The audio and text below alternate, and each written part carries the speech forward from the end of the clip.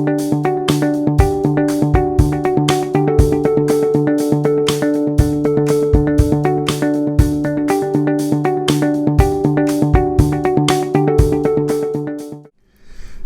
and welcome back to the Ninox Learning Channel.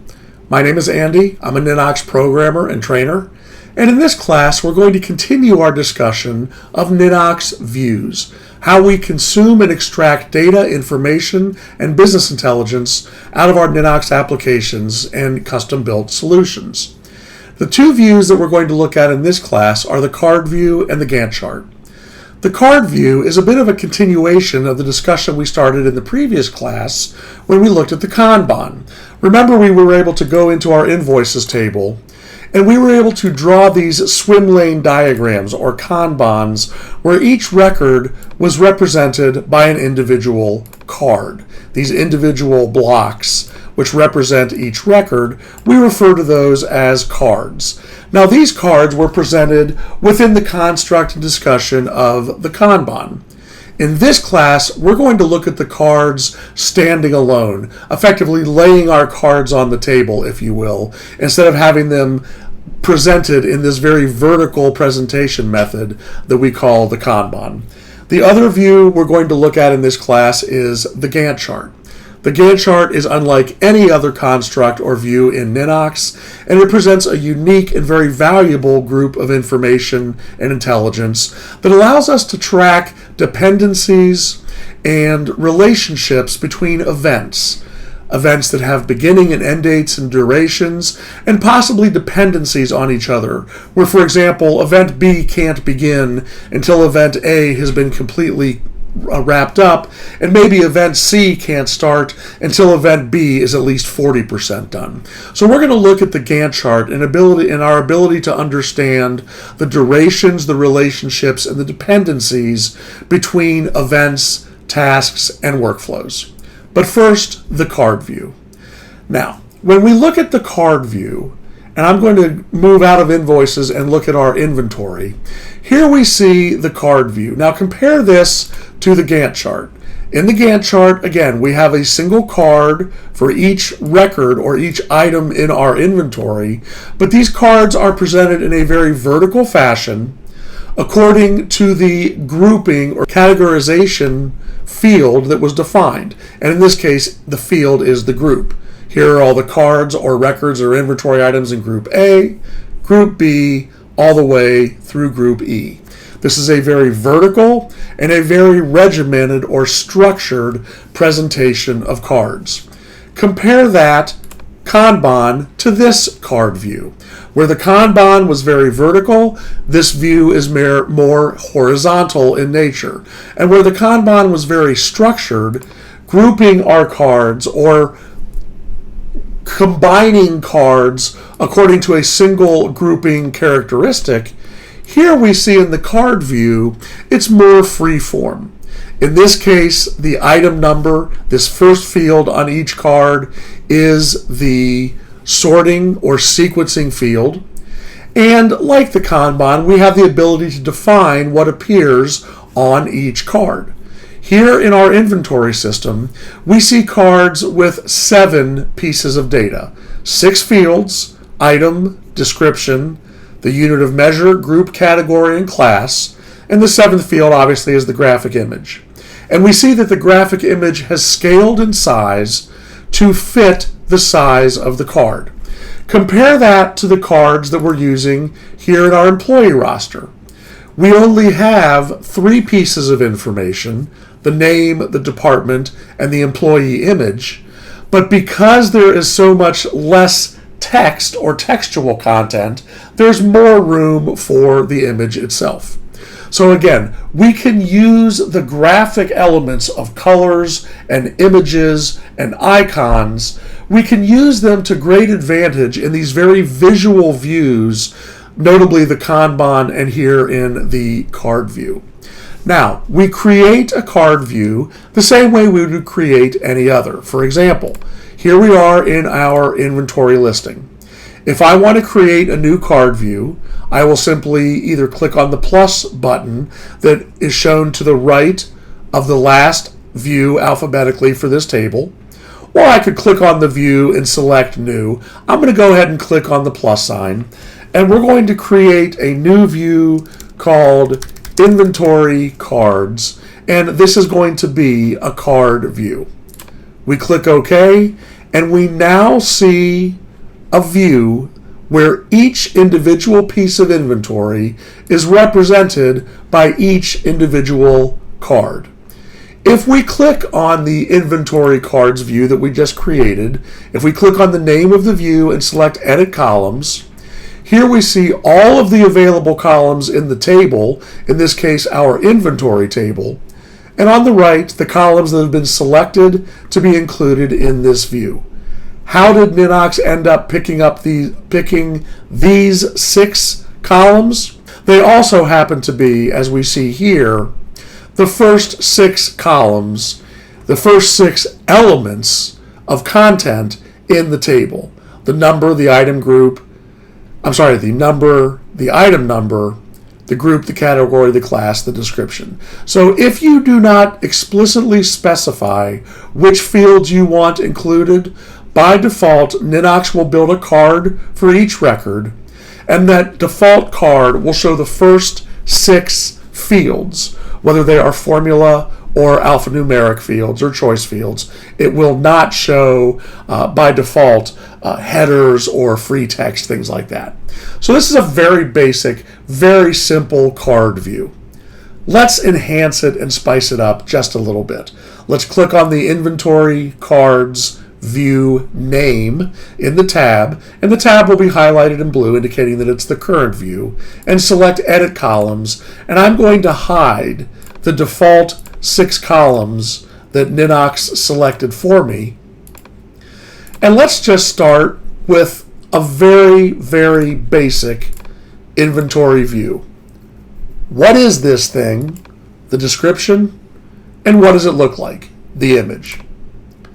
Pretty basic stuff. Now, as we can see, some of our cards, some of our inventory items have images associated with them, like the fleece pullover or the camisole gown or hat, and others, like the knickers, the kilt, the shawl, tracksuit, and shirt, have no images. If we wanted to restrict the view of cards to only those records that have images, we could do that very simply by filtering on the image field.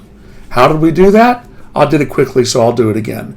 Click on Inventory Cards and Edit Columns. This brings us to the View Management window. I can go into the Image field, which is the second of the 2 fields included in the card, go to Filter, and write a very simple line of code. Does not equal null. Does not contain nothing, which means it contains something. And if an image field contains something, it has to contain a picture, because that's all we can store in an image field. This sequence here, exclamation equals, is how in Ninox we say does not equal.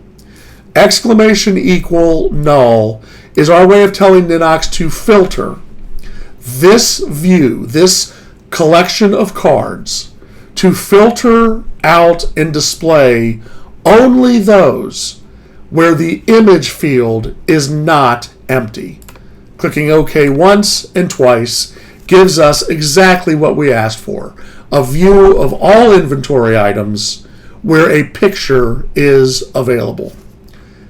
And it's not that difficult to reverse our decision and say, we just want to see inventory items where the image field is null. We click once, we click twice, and there we go. All of the inventory items that do not have a picture, and therefore we're only seeing one field. Now, 2 fields are being presented. The image field is here, but we have explicitly stated we only want to see inventory item records where the image field is blank. So we're seeing the field, there's just nothing in it for us to see.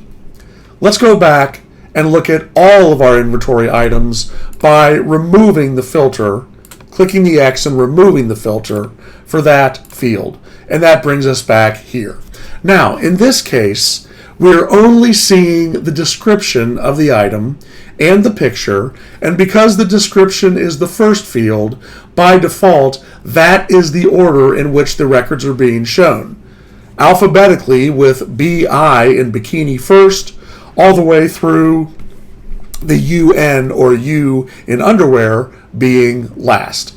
Similarly with our employees, here we're showing 3 fields. 2 text fields, or in fact, 1 text field and a choice field. The name is the text field, the department is the choice field, and the picture, right in the middle, is the 3rd field that we see. This also is a good opportunity for me to tell you that the order of presentation in a card view is like all of the other presentations or views that we see in Ninox.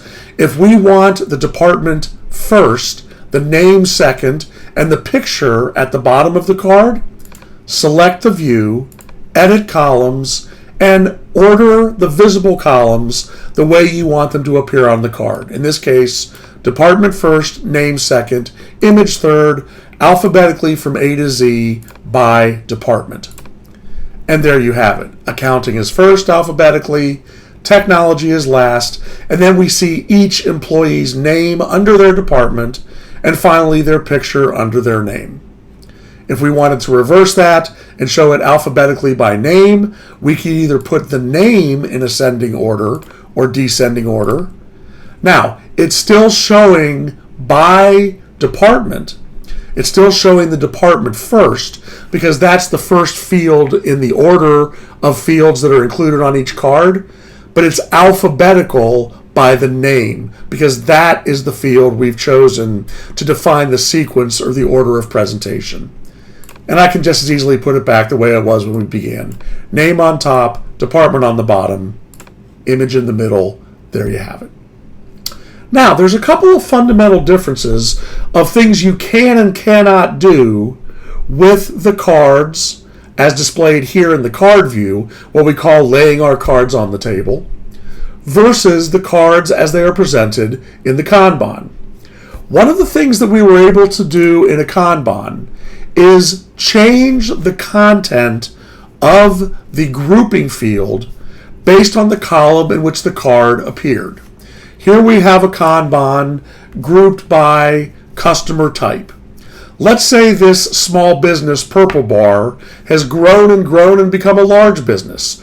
We could change the business type by simply grabbing the card and dragging it over. And purple bar is now a large corporation.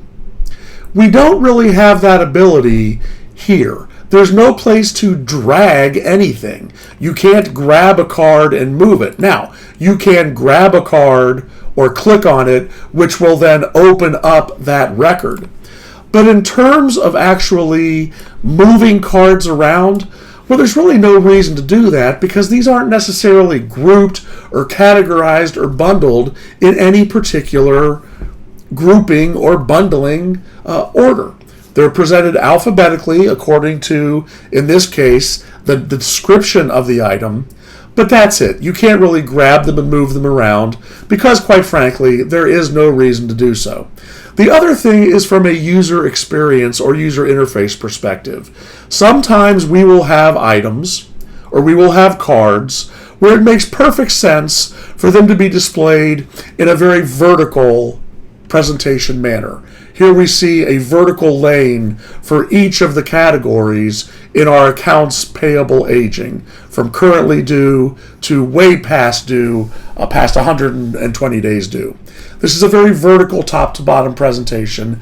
This works particularly well if you have a few categories or a few groups, a few lanes, and you're developing a system where the user interface operates very much in portrait mode.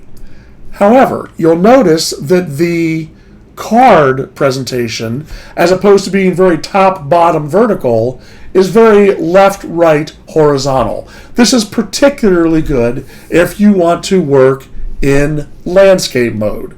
If you are developing a Ninox application where the orientation is fixed, It's always going to be narrow and tall, or it's always going to be squat and wide, portrait or landscape. If you know you are designing for a specific user interface, keep that in mind when choosing between the card view and the Kanban view. The card view allows you to have bigger cards, allows you to put more information on the cards. And again, that's particularly helpful when you want to have a very graphic or picture-based presentation of content. The Kanban is great for categorizing things, for moving things around and back and forth against different groups. If this nightgown belongs in group E and this scarf belongs in group A, it's a matter of click, drag, and drop to do it. However, here in this view, we can get bigger views and we can get more cards on the screen because they're literally laid out on the table as opposed to being very neatly defined within the lanes of a Kanban. Remember, we create a card view the way we create any view, by clicking on the plus sign, selecting cards, and naming our view. Once the view has been created, we can click on the name of the view, select Edit Columns, and add or delete fields to appear on the view. For example, if I want the description, the image, and the item number, and the group, and the style code, I can add all of those, change the order or sequence in which they appear, put the image at the bottom, click OK, and Ninox will respond immediately. We can select a particular field of the visible fields and make that the field that defines the order or sequence of presentation. For example, I want the item number to be the field that controls the sequence, and I want it to be done in ascending order, from lowest to highest, 0 to 9, A to Z. And there you go, that's exactly what we see. One other thing that we can do the card view that is similar to the Kanban, but takes us an extra level. Remember, in the Kanban, we were able to group sets of cards according to a single characteristic, a single field that served as the grouping fields. And we could scroll vertically top to bottom, up and down, and see all of the cards within a particular lane or a particular group or category. We have a similar capability in Card View that allows us to go even one step further. Let's look at this same table, our inventory items, not in Kanban, but in Card View. Let's define the group as our grouping tool or our grouping field by turning grouped on and clicking OK once and then twice. Now look what we have. We have all of our cards grouped together with an added bonus. We can close and open one group or multiple groups at a time. Remember, in the Kanban, we had everything organized by group, by a single field, or by the concatenated results of multiple fields, but you could not shut down or close up one group in order to look at another. Here are all 5 groups, and here's everything in all 5 groups in a very vertical manner. In the card view, we can group on a specific field, only one field, but that field could contain the concatenated results of multiple fields added together. So we have that same ability, but with a couple of extra bonuses. 1, we can open and close groups at will. And 2, again, the contents of a group appears in a more horizontal left to right fashion in card view, as opposed to that top to bottom, up down vertical fashion in the Kanban. So that's cards. Great for inventory, great for things like employee rosters. Again, as with the Kanban, click on a card to open the record. Click on the card view name and select Edit Columns to change the order or add or subtract fields from appearing in the card. And you can use the card view to add yet another element, another visual element, and a very powerful element to your bespoke or custom Ninox applications. Now with that, I want to go look at a completely different kind of view. As I said when we opened this training class, this one is unlike any other. There's nothing to compare it to. And what it does and how it looks and the value and content that we are able to extract from this next view, the Gantt Chart view, is unique, powerful, and especially valuable if you do anything in Ninox having to do with projects, timelines, tasks, dependencies, load balancing, assigning things to resources, whether those are human resources or mechanical or machine resources. The Gantt chart is something you're going to want to use again and again. To demonstrate the Gantt chart, we're going to go into this new table that we haven't looked at yet, and that is the project table. The project table is very simply a parent table that contains one field, this text field, which is the name of the project, and we have two projects that are currently in the table. We have the project to develop our new retail store at the Galleria in Dallas, Texas, and here at the corporate office, we're putting up a new server farm. There is a view in Ninox called the Gantt chart that we are able to create the way we create any view by simply clicking on the plus sign, selecting Gantt as the type of view we want to see, and selecting or naming this particular view. And let's call this our project Gantt chart. We see this bar right here that begins on Sunday, the 28th of April in the year 2019. And we see it begins right here, the second day of this week of this month of April 2019, and extends all the way out to Sunday, the 19th of May 2019, and then it shows us the name of this event. This is the creation of the server farm. We begin building the server farm on Sunday, the 28th of April, and it should be done a few weeks later, about, looks like 3 months later, on Sunday, May the 19th, again of 2019. We scroll over a little bit and we see a much bigger project. Commencing on Sunday, June 30th, 2019, we begin construction of our new store down in Texas, and that runs all the way through to September 15th, Sunday, September 15th of 2019, with again the name of the event or the task or project, the new Dallas Galleria store. Now, we can look at this in a couple of different ways, but there isn't too much to see because we've only got two records and we're only seeing two components or elements. Each of these bars is a component or an element within the Gantt chart. We're only seeing very little data. Here's one thing we do know. Clearly, these projects are not related to each other, and clearly, the entire server farm is going to be up and running. The server farm project will be completed long before the Dallas, Texas new store opening project commences here on June 30th. Let's get a little more granular. Let's look at the details of these two work streams in the Gantt chart view.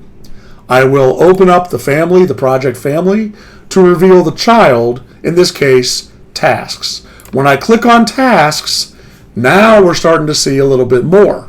We see here all of the tasks for both of these projects, all of our server farm and all of the Dallas Galleria. If we wanted to look at one project at a time, we could do that by simply going in, selecting going in to edit projects, going to project and filtering. So I'll say new server farm are the only tasks that I want to see. So now we can see just the server farm. Okay? If I wanted to go in, and right now it's being grouped according to project. Watch what I can do when I go back into Edit Columns and I group based on project. Again, here's the server farm, and I can open and close the detail. This brace right here shows me the duration of the project, and by opening up or drilling down to the project, I see all of the discrete events that happen within this project. Let's take the filter off, for now anyway, and look at both projects on one Gantt chart at the same time. We'll ungroup everything, and we will also unfilter. So there we go. Now, we're still able to use our bundling where we can open and close the projects, and we can see these bars here at the very top. Here for our server farm, and there for the Dallas store opening. But now we can drill down and see the details within those projects. Remember I told you that the Gantt chart is a presentation based on time. Time is measured in a variety of units, specifically 5 units within Ninox Gantt View. And those 5 units are defined and are selectable in the bottom left-hand corner of the Gantt chart.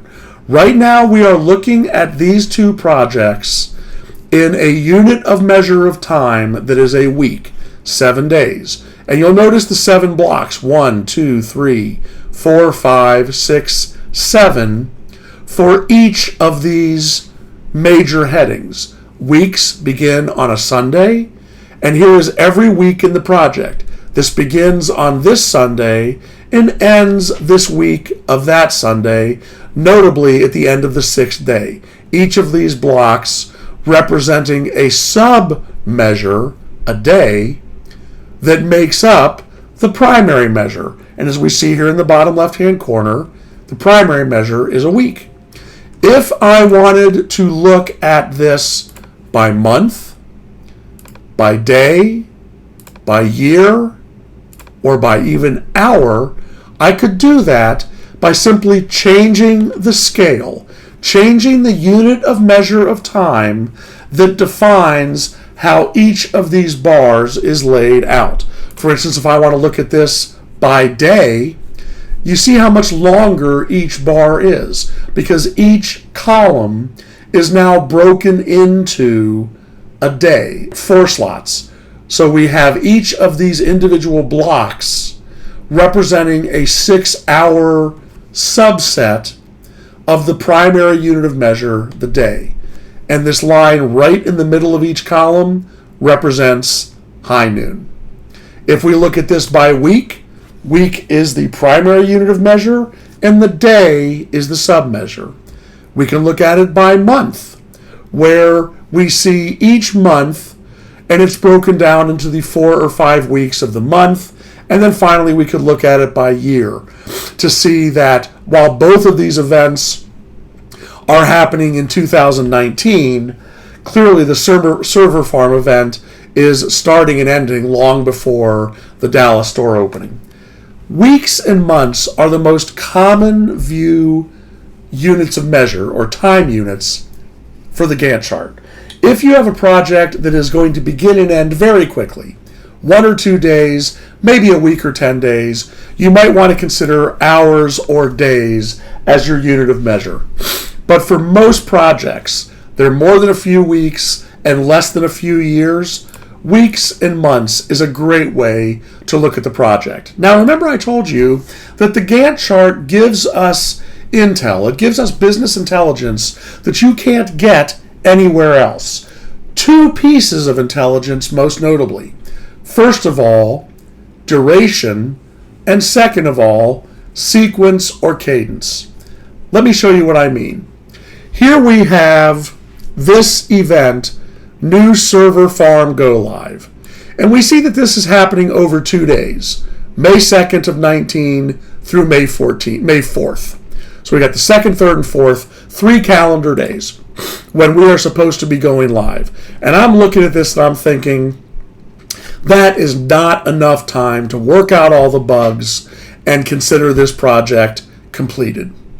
So I'm going to grab, notice when I went to the far right-hand side, the ending date side of the bar that represents the duration of this event, and I'm going to click, drag, and stretch it out a few more days. So now, we're still going to start our go live process on May 2nd, but it's going to run all the way through May 10th. And I was able to edit that date, that ending date, by virtue of simply dragging the right side of the bar that represented that task or that individual work stream. I could have also had this start earlier by grabbing the left or beginning date of the bar, clicking, dragging it in the leftward direction, which is moving my start date earlier in the calendar. So we are able to adjust the ending date and the beginning date of the individual tasks that make up our projects simply by grabbing and dragging or sliding the left and right sides of each individual bar that represents each work stream, or in this case, the child record being the task. There's something else that's very valuable. We can move entire bodies of work. Remember we talked about a moment ago cadence or sequencing? Look what we have here. Here is where we receive the new equipment, right here. Here's where we're supposed to be installing the equipment. Reading this Gantt chart left to right, we've scheduled the equipment to be installed before it is even received. That's not possible. You can't install equipment that has not yet come into your possession.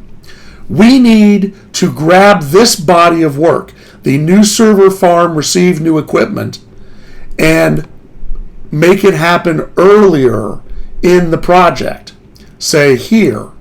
Now, right now, we have the install scheduled to begin or commence on May 6th and be completed by May 10th.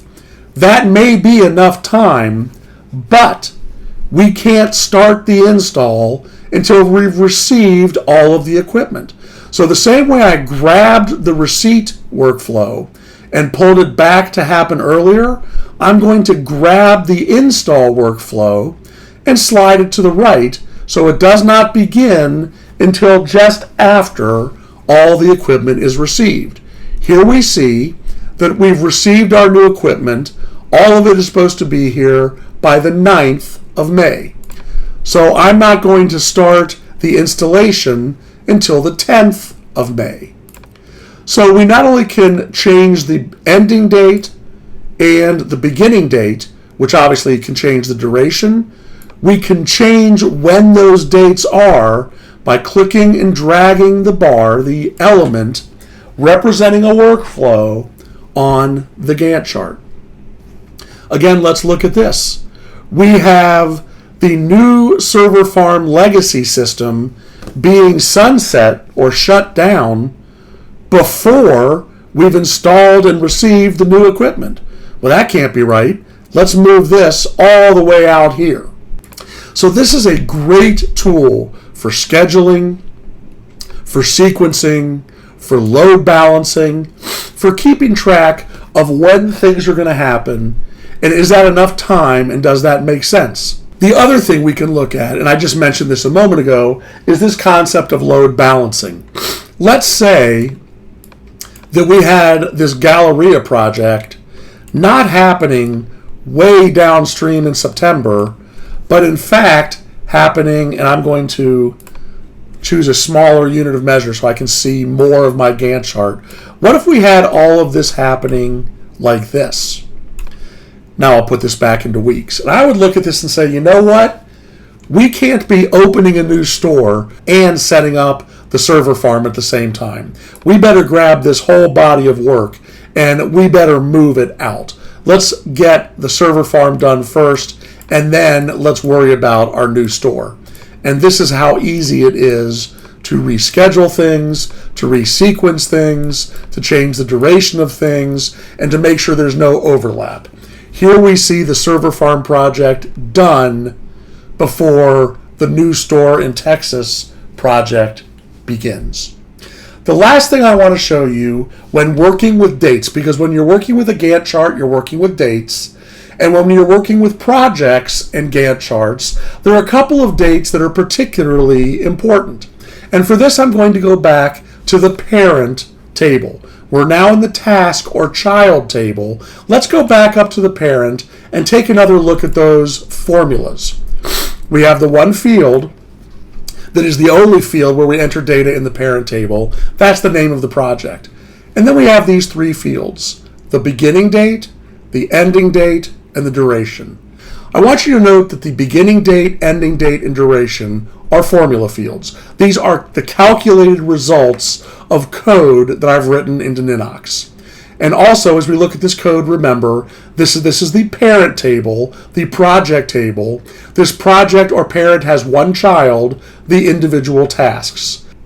So let me show you this little trick, this little shortcut that I think will help you in project management if you're building your project and task and workflow management systems in Ninox. Let's go back into the project table where we see we have our beginning and ending date calculations, and let's look at those formulas. Select all tasks associated with this current project, and for all of those tasks, look at the beginning date and return the minimum or earliest beginning date. So of all the dates, when all the things, the tasks, the workflows begin, show me the earliest, because that's when the project begins. The minimum or earliest task begin date is being calculated and called the project begin date. Similarly, the ending date is the maximum end date. The date that the first task begins is when the project begins. The date when the last task ends is when the project ends. So the minimum beginning date is when the project begins, and the maximum or very last ending date for the very last task is when the entire project wraps up. So here we have in each record of the child a beginning date and an ending date. At the parent level, we calculate and determine the minimum or first beginning date here, and the maximum or last ending date there. And then we just simply use the days field, the number of days between two dates, the beginning date and the ending date. And the syntax for the days function is DAYS, all lowercase, open parenthesis, date of the first and the second date, the beginning date and the ending date.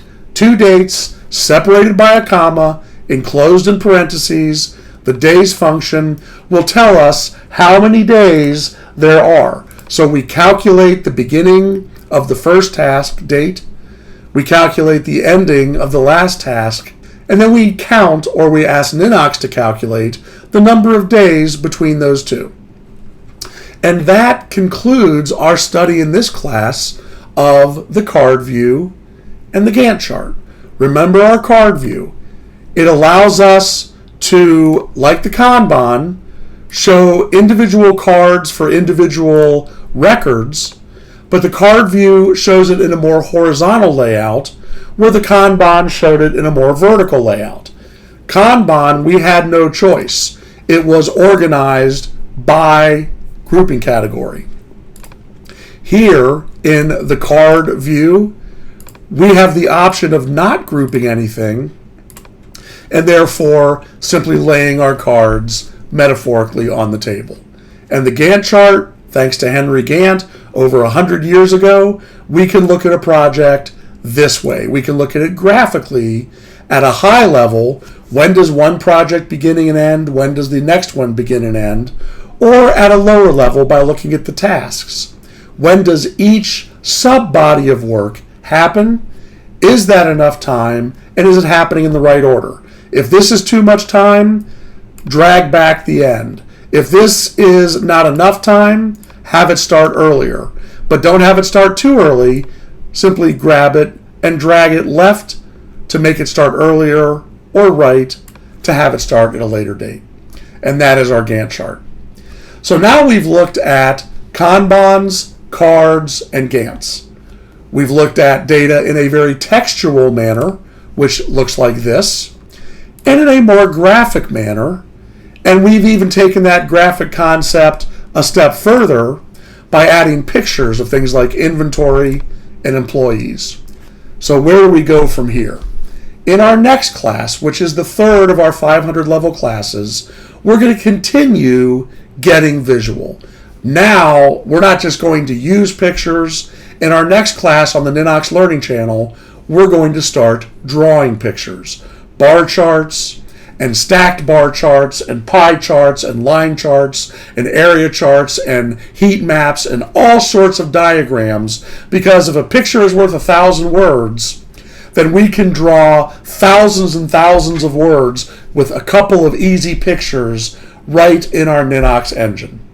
I hope you've enjoyed this class. Go out there and experiment with those card and Gantt views. Don't forget what we learned in our last class about the Kanban, and get ready for our next class, 500.03, when we're going to begin drawing pictures. We're going to begin charting and graphing and plotting our data using the Ninox graphic data visualization engine.